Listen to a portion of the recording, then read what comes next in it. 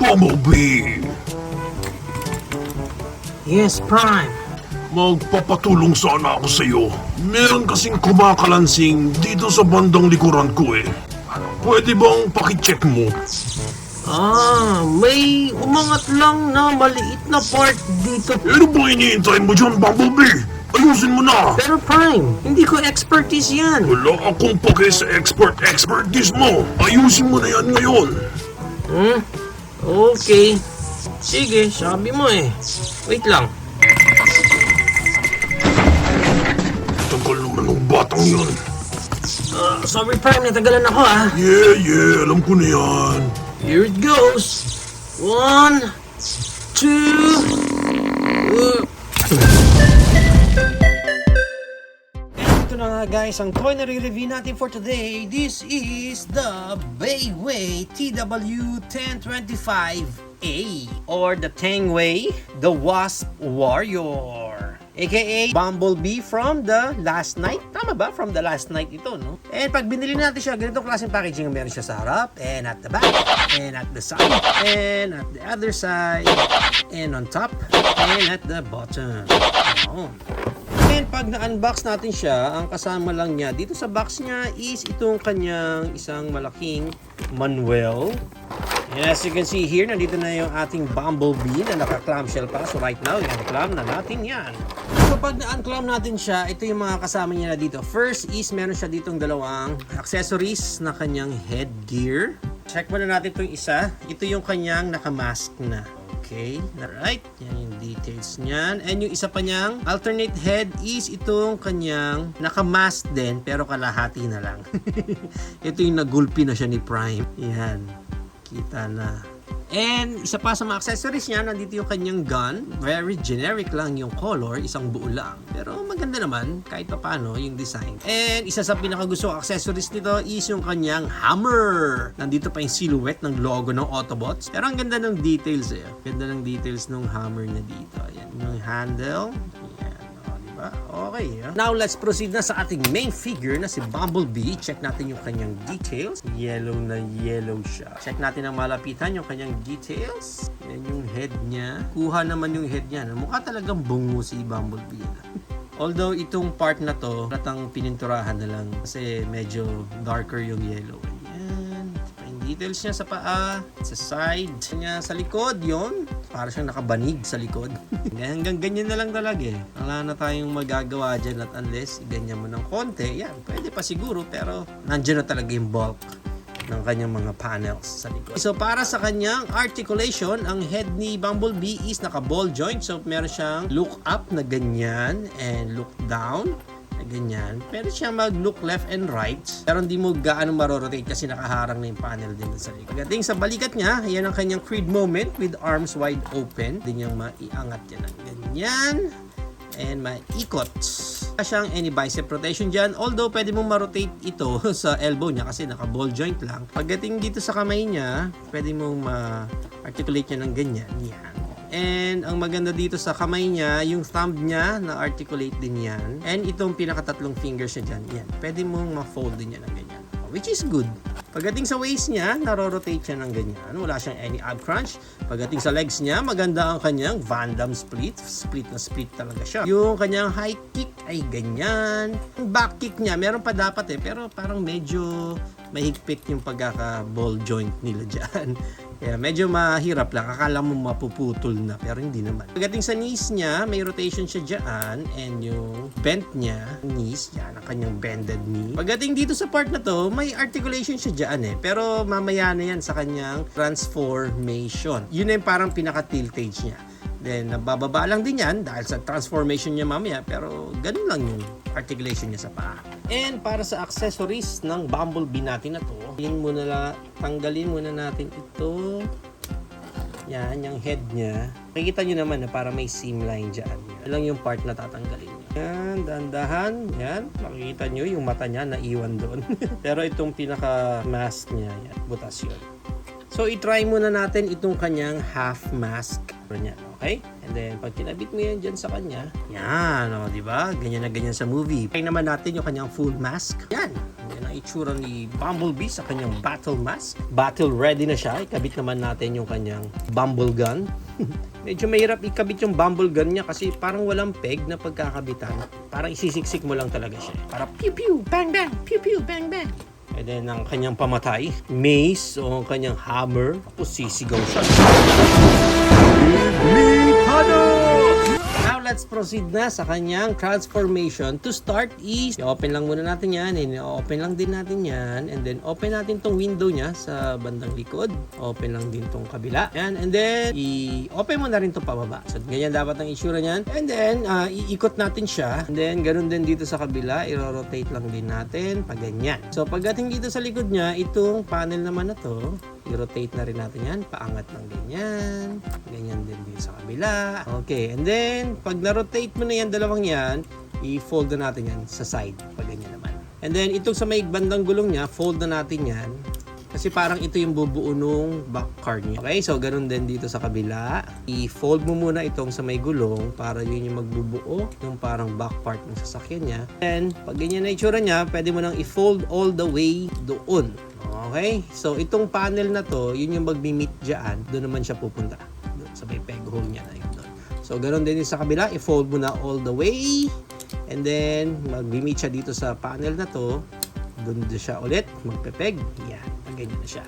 So, ganyan na ang pinaka-itsura niya. Pero maganda yan, i-open mo na rin itong mga panels niya dito. Yan. Para mas maluwag ka dito. Kasi, i-rotate na natin yan. Yan. Pag na-rotate natin siya, pwede mo na ngayon pagdikitin itong maganda dito yung logo ng Chevy niya, hindi nila kinati sa gitna, talagang sinundan lang din, kaya maganda yung effect na nangyari. So ganyan na itsura niyan, ganyan din sa ilalim. Okay, so after nyan, dito tayo ngayon sa upper part. Ang first na gagawin natin, angat mo muna yung mga kamay niya dyan, yan, ganun din dito, yan, and then itong chest part niya, pull mo siya palabas para may angat mo siya ng pagganyan. Anong gagawin mo? So, itong abs niya, baba mo lang din ang ganyan. And then, itong yellow part niya na to, yung dalawa na yan, kailangan bumaba yan, papunta dito sa pinakagitna. Kailangan bumaba siya doon para magawa mo yon, yan, iangat mo na lang muna yung kamay niya ng ganyan. Kailangan pumantay yun yung yellow na yun. Papantay lang natin. Then, itong part na to, doon, yan, parang ganyan ang pinaka-itsura niyan. Yan, no? Parang nakaganyan na dapat si Bumble. And then from here, itong panel niya na to, iangat na natin.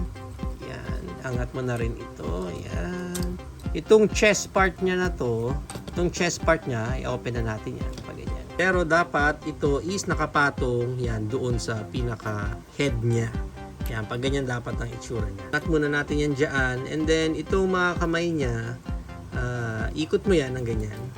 Ganun din sa kabila. Tapos, i-fold na natin ng pagganyan yung kamay niya. Yan. Naka-ready na yan ng ganyan. Okay, so from there, ibaba na natin ng konti. Yan. Tapos, pwede mo nang ibalik itong sa abs niya. Yan. And then, dito, sa may head niya, dito dapat to cover eh. Yan. So, dapat pag ganyan na ang pinaka-itsura niya. Okay, so parang pasok mismo sa loob yung middle chest part niya. Okay, and then itong mga side bumpers niya na to, yan, teka, pwesto lang natin to. Okay, ipepeg mo na lang din yan sa harap. Yan, para mabuo mo na yung pinaka-front ng car niya. Yan ang pinaka-itsura niya. No? So ngayon, dito na tayo sa pinaka-side naman.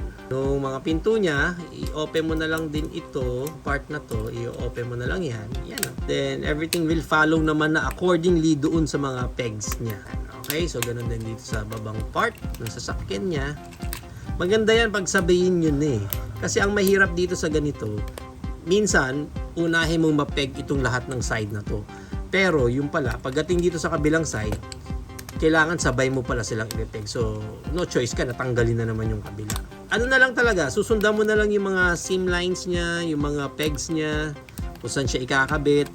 Well, obviously, dapat kailangan nakakabit siya para ma-secure yung mga panels niya na yun. Kasi pag hindi, magkakaroon ng gaps or aangat yung pinaka-panel. Tulad nitong sa bintana, ayan, nakalabas siya. So, kailangan nandun siya sa loob. Since nakakabit na yung sa kabila, medyo mahirap na tuloy. Challenging na yung part niya, kinakain pa yung gloves ko. Kailangan talaga mag-snap yung mga panels niya. Dito, okay na tayo eh. Okay na tayo sa part na to. So, dito naman tayo. Dito naman ang ayaw sumunod. Ilagay sa loob. Yun. Okay. Wala talaga. Minsan may mga panels na makukulit, ayaw sumunod sa'yo. I think this is the best na pwede natin magawa sa Bumblebee natin na to. Okay naman na tayo dito sa ilalim. Ayun, no? Even sa front and even sa back. Sa top, okay na rin. Ang problem lang talaga, may mga panels na ayaw sumunod kung saan mo siya dapat ilalagay. For me, ito na yung pinaka-best na magagawa ni Bumblebee para sa atin. Okay, so ito na si Bumblebee sa kanyang Chevy mode. And wala, nakalutang ulit. Hindi na siya maisiksik doon para maitago, para mag-flat yung wheels niya sana sa sahig. Pero hindi, sumasayad pa rin. So ito na si Bumblebee sa kanyang out mode. Now, para sa height ng Bumblebee natin na to, ang height niya is around mga 6.5 inches siya. Para sa iba pa nating comparison, Bayway din, Optimus Prime, Star Leader, yung medyo out of scale na kasi masyadong malaki si Bumblebee. Nandito lang dapat kita, Bumblebee. Yan, ganyan dapat ang height nila. Pero masyadong bulky si Bumblebee, tapos medyo mataas pa siya. Parang mas macho tuloy si Bumblebee compared kay Optimus Prime. Although pareho silang Bayway. And ipasok pa natin ang isa pa nating Bayway Optimus Prime, ang ating Commander Cybertron. Nax. Isa pa ang Optimus Prime na OP-01. Ito medyo mas matangkad ng konti yung Prime. Pero ipasok na rin natin isa pa nating Bayway na si Ironhide. Masyado na silang pantay ni... Actually, parang mas malaki si Bumblebee compared kay Ironhide. Pero yan ang height nila.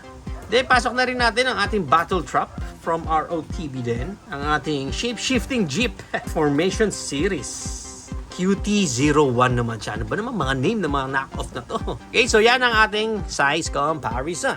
And if you are planning to buy this Bumblebee, ang price range niya is around 600 up to 850 pesos. Depende na lang again kung saang market kayo makakuha ng specific copy nyo nito. There you have it now, guys. Ito na ang ating Bayway, the Wasp Warrior. So what do you think of this figure, guys? Is it a go for you or a no for you? Whatever thoughts, please comment it down below. But for me, with the scaling na nakita natin kanina, I think magpapas ako dito sa Bumblebee na to. Kasi it's like parang sayang naman yung sense kung kukompletuhin ko yung Bayway series, hindi pala sakto yung mga scaling nila. Pero from this one and this one, masyado siya malaki. Yung overall design naman niya, okay naman. Medyo pay lang talaga yung dating niya or kulang lang sa dating. Actually, mas maganda pa yung black version niya. For me, mas maganda. And also, sa downside din dito sa Bumblebee na to, yung kanyang articulation. Sa laki ng mga panels niya dyan, sa dami ng mga nakatusok niya dyan, medyo hindi enjoyable pag nilalaro mo na siya or pag pinoposing mo na siya. Especially itong part na to. Kasi itong part na to, kasama yan sa transformation niya. So, parang nagiging hindrance yun sa mga posing na gusto kong magawa. Isa pa sa downside din ito is yung sa alt mode niya. Pag naging kotse na siya, okay sana eh. Pero hindi ko alam bakit hindi maiwasan pag knock-off version. May mga panels talaga na makukulit na ayaw mag-peg, na yung kabila nakakabit pero yung kabilang side ayaw naman mag-peg sa isa't isa. But then again, for its price, no? 500, 600, 800, depende nga ako sa kayo makakakuha ng copy nyo nito. Pero still a good price na rin para sa ganitong klaseng quality ng Bumblebee.